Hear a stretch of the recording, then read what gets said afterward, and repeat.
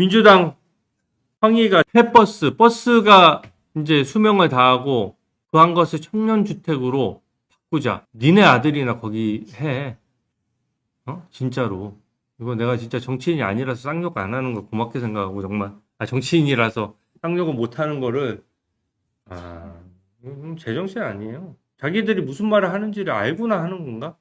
아니 본인들 자녀들을 다 그렇게 하세요. 그리고 그 빈집을 임대주택으로 내놓으면 되겠네. 북한이 그러잖아요. 국가가 다 주택 걷어가지고 공산당 간부들만 좋은 집 주고 김정은 밑에서 그냥 발밑에 엎드려가지고 아부하는 놈들, 김정은한테 맹목적인 충성하는 놈들한테만 집 주는 나라 아니에요?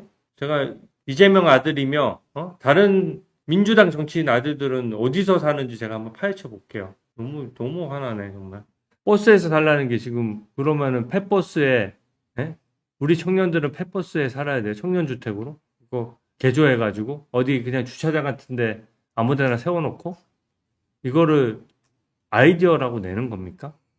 펫버스 너나 살아라고 하는데 진짜 이거는 정말 인간 같지도 않은. 그러고 펫버스가 무슨 캠핑카로 생각하는 모양이죠. 이거는 어떻게 저런 발상을 할 수가 있어요? 나는 정말로 저런 발상을 하고 저런 사람들이 똑같아요. 북한하고. 그냥 민주당 의원들 중에 탈당했다 들어온 사람들 많잖아요. 비리 있어서 탈당했다가 슬그머니 들어와. 김남국도 탈당했다 이번에 국회의원 배지 또 달았어요.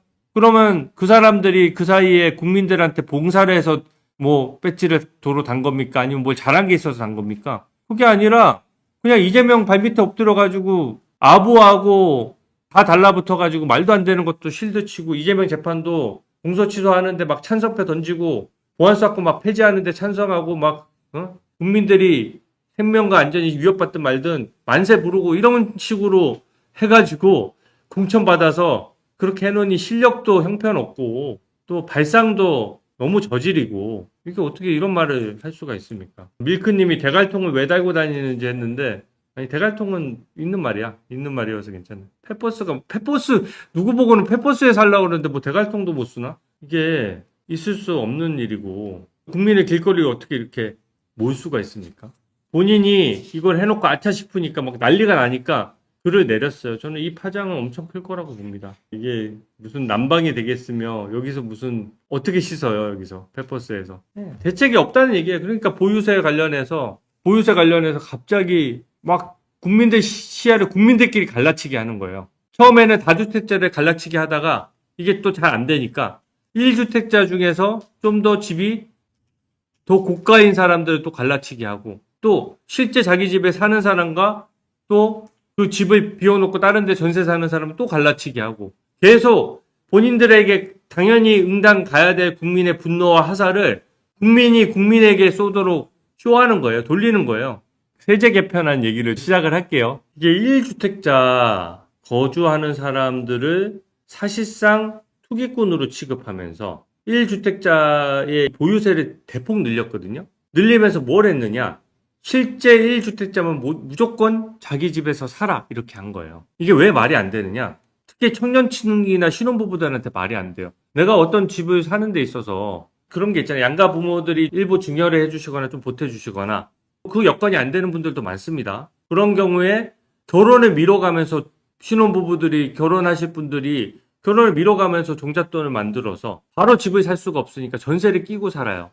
그러면 전세를 끼고 나중에 아이 출산할 때 대비해가지고 살 수 있는 집을 일단 하나 좀 어렵게 잡아놓고 이자라든지 이런 것들을 부담해야 되잖아요. 그러니까 야, 젊을 때 좀 허리띠 좀 졸라매자 라고 해서 본인들은 또 좀 작은 집에서 더 작은 보증금의 전세를 살면서 어렵게 돈을 모아가면서 집을 뭐 10년 15년 빚 갚아가면서 집을 마련하는 거거든요.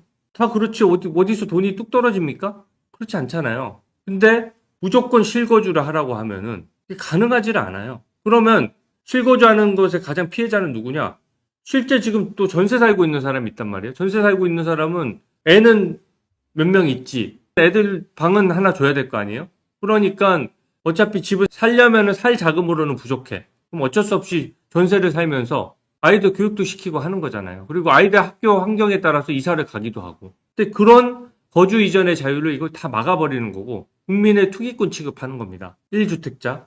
그래서 제가 오늘 좀 멀리 보고 제가 미리 한 수를 둔 것이 뭐냐면은 제가 이재명 집 한번 팔아보라고 계속 얘기했잖아요. 왜 그 얘기를 했냐?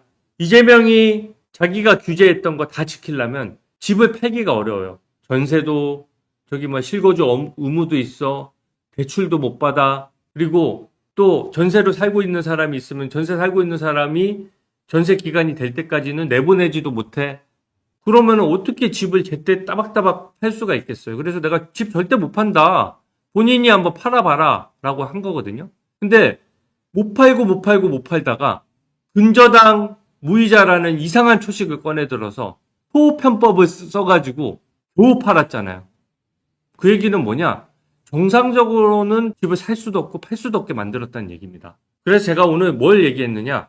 이재명 아들이 대통령 되자마자 결혼했잖아요. 그때 축의금 관련된 얘기가 엄청 많았습니다. 그리고 축의금 관련해가지고 이재명도 일부 세금을 냈어요. 재산 등록에 일부 등록을 했어요. 현금이 늘었다라고 하면서. 그러면 전체 축의금이 얼마가 들어온 거고 얼마가 아들한테 간 거죠? 이게 축의금은 부모를 보고 들어오게 되면은 자기 자녀한테 그 축의금을 주게 되면 증여세 이슈가 반드시 생겨요. 근데 아시다시피 이재명 자녀는 그 공개된 자료에 따르면은 재산도 전혀 없었고 또 직업도 전혀 없었습니다. 그럼 어디 살고 있죠? 어디 살고 있죠? 저는 이거 밝혀야 된다고 봐요. 그러니까 개인 사생활을 밝힐 필요는 없지만 우리 청년들을 그렇게 괴롭히면서 전세는 실종시키고 월세를 높여놔가지고 신혼부부들 결혼도 못하게 했는데 본인 아들은 그럼 정상적으로 월세 내고 살 수 있나? 부모 도움 없이 팔 수 있는 구조야? 이걸 저는 묻고 있는 겁니다. 뭔가 부모 도움 없이는 절대로 서울에 살 수 없는 구조를 만들었다면 그거는 대한민국이 그렇게 돼서는 안 되는 것이죠. 어디 자유대한민국에서 부자 아버지를 둔 사람만, 부자 부모를 둔 사람만 기회를 부여받는 게 그게 무슨 자유대한민국입니까?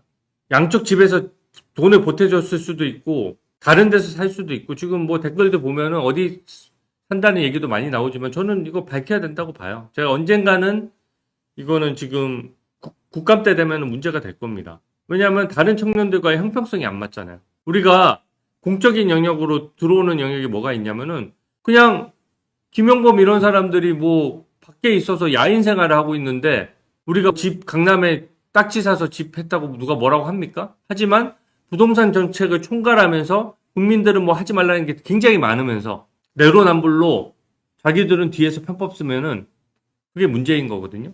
제가 제 오늘 방송 출연분을 쇼츠로 만들었는데 한번 잠깐 영상을 보여드릴게요. 이재명 대통령 아들 신혼부부잖아요. 한번 상의를 해봤으면 좋겠어요. 그 부부는 어디 살고 있나요? 그 부부가 제대로 살려면은 자본이 축적돼 있어 어디선가 전세를 든지 월세를 살아야 되는데 지금 집주인들이 나가라고 하면은 그 전세금을 가지고 다시 다른 전세를 구할 수가 있습니까? 하늘에서 집이 뚝 떨어지는 것도 아니고. 그러니까 부모를 잘 만나서 축의금을 많이 받거나 부모를 잘 만나서 뭐 많이 물려받거나 이런 청년들만 집을 제대로 거주할 수 있는 환경이 마련된다 그러면 그거는 국가로서 기본적인 책무를 방기하는 것이다. 그렇기 때문에 이 정책은 반드시 철회돼야 된다고 저는 그렇게 생각합니다. 제가 이거는 오늘 첫 방송이고 제가 패널로 나간 거라서 이 정도로 운을 띄워놓은 것이지 저는 이 문제에 대해서 지속적으로 문제 제기를 할 생각이에요. 속 시원하다고 하는 분들이 많은데 이제 속 시원할 일 많이 있으실 겁니다. 그리고 그거는 축의금을 받아서 증여받은 거 아니면 자금 출처가 나올 수 있나요? 아니면은 어디 지방에서 아주 소액의 월세 정도 가능하겠죠. 근데 지금 지방에서 대통령 가족은 경호를 받기 때문에 지방에서 살고 있으면 분명히 뭐 어디서 살고 있다 이런 얘기도 할 거고 만약에 지방에서 굉장히 어렵게 살고 있으면은 뭐 알리기라도 알리지 않겠어요? 근데 그런 얘기가 없는 거 보면은 뭔가 어디서 거주하고 있는지 저는 밝혀야 된다고 봅니다. 아까 재밌는 댓글을 봐서 제가 하나 소개해 드리면은 정권교체 촉진세라고 이름을 붙여주셨네요. 이거 저는 보유세 올리면은 정권교체는 너무나 당연하고 탄핵이 가장 강한 원동력이 될 것 같아요. 저는 정권교체는 뭐 너무 당연한 거고 그 전에 빨리 내려야 될 것이다. 본인이 본인을 스스로 낭떠러지에 다이빙 하는 거나 마찬가지거든요. 세제 개편안은 지금 민주당 내에서도 제가 조금만 설명드리면은 민주당 내에서도 서울에 있는 그 한강 벨트에 있는 의원들이 다 들고 일어났어요. 본인들도 다음 총선에 낙선할 게 뻔하니까 이 지금 우리 국민들이 엄청 화났거든요. 이거를 국민을 투기꾼 취급하는 거잖아요. 자기들이 일을 못해서 부동산 값 다 올려놓고 국민 탓하는 거기 때문에 이거는 우리 윤상현 의원님 오래 사시겠네. 오늘 욕 엄청 얻어보고 계시네. 윤상현 위원장 기사 제가 보고 나서 뭔 말이지 했는데 뭐 하는 거죠? 국조위원장의 책임은 지금 불법을 밝히기 위해서 국민을 대표해서 갖은 노력을 해야 되고 밤새다시피 해서 일해야 되는 자리예요. 근데 단순 부실이라고 단정하고 일한다? 그게 본인의 역할하고 맞나요? 그런 생각이면 내려와야죠. 이거는 위원장으로 선관위를 왜 감쌉니까? 투표율 허위 입력을 투표수 조작이라고 하는 건 선동이다. 장동혁 대표랑 저를 언급해서 제가 선동을 한다는 건데, 아니 민주당도 감히 저한테 선동한다는 얘기를 못해요. 왜냐하면 팩트에 기반해서 때리니까. 사실 합리적인 얘기를 하는데 선동한다고 얘기하는 게 본인들이 더 이상하잖아요. 그러니까 그런 얘기를 못하는데 우리 당 의원한테 들으니까 더 황당하네. 뭐 제 뒷담화 하는 건 상관없는데 그 국조특위 위원장 역할하고는 안 맞습니다. 말 자체로 이상하잖아요. 투표율 허위 입력을 투표수 조작이라고 하는 거는 선동이다. 우리가 국어를 할 때 딱 들었을 때 못 알아듣겠으면 그거야말로 선동이고 프레임이거든요. 한국말을 하는데 무슨 말인지 잘 모르겠어요. 이게 무슨 말이에요? 투표율을 허위 입력했는데 조작은 아니다. 이게 무슨 국어로서 이게 성립할 수 있는 문장인가요? 이게 모순된 문장이고 그 얘기를 하려는 거겠죠. 투표수 조작까지 입증된 건 아니지 않느냐. 근데 제가 반대로 한번 반문을 해볼게요. 그러면 지금 국정조사 끝나기도 전이고 특검이 시작하기도 전인데 투표율이 허위로 고의로 입력한 게 딱 입증됐잖아요. 그리고 투표율 이때까지 허위 입력 절대 없다라고 선관위가 거짓말한 거 밝혔잖아요. 그러면 투표율 조작이 없다고 누가 단정할 수 있습니까?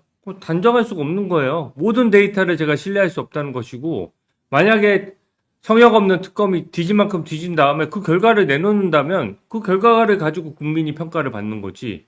국조특위위원장이 국조특위 중간에 전체적인 부실선거일 뿐이지 부정선거 가능성은 0%야 라고 얘기한다 그러면 그 자체가 예단해 보이는 것이고 저는 위원장 자리랑은 전혀 안 맞는다고 생각합니다. 그리고 그동안 전 황당한 것이 솔직히 그 어떤 정치 지형으로 봤을 때 윤상현 위원장 항상 저보다 더 오른쪽에 굳이 평가를 하자면 더 오른쪽에서 그쪽 목소리를 얘기하던 게 제가 귀에 생생한데 제가 그때도 극우몰이를 하거나 본인의 정치적 입장에 대해서 뭐라고 한 적이 없잖아요. 근데 갑자기 아까 너 솔직히 민주당이세요? 나는 왜 민주당 의원도 감히 얘기 못하는 얘기를 왜 우리 당 국조특위위원장이 하는 건지 저는 잘 이해가 안 되고 저는 올림픽공원의 재건표는 민주당의 100% 꼼수입니다. 자, 한마디만 물어봅시다. 올림픽공원 재건표하는 민주당이 재건표하자고 막 쪼르는데 정말로 선관위를 제대로 개혁하고 확 뒤집어 놓고 온갖 비리를 다 밝히려고 하는 겁니까? 아니면 숨기려고 수쓰는 겁니까? 잔머리 굴리는 거는 저한테 안 걸릴 수가 없죠. 제가 그래도 제 청춘을 밝혀가면서 제 앞에서 나라를 들었다 놨다 하는 사기꾼들도 제가 다 잡아낸 사람인데 이거를 정치적인 꼼수 정도는 애들 장난이거든요. 올림픽공원 재건표 제가 분명히 얘기하지만 그거 만약에 민주당이랑 뒤에서 짝짝꿍 돼서 가면은 저는 참여 안 할 거예요. 단순히 참여 안 하는 게 아니라 그 정당성을 박살을 내버릴 겁니다. 제가 안 가면은 그게 재건표가 무슨 정당성을 가질 수 있나요? 국조특위위원이 제가 안 가는데 그리고 여야 합의도 그럼 온전한 합의가 아니거든요. 표결로 밀어붙여서 할 수 있으면 한번 해보세요.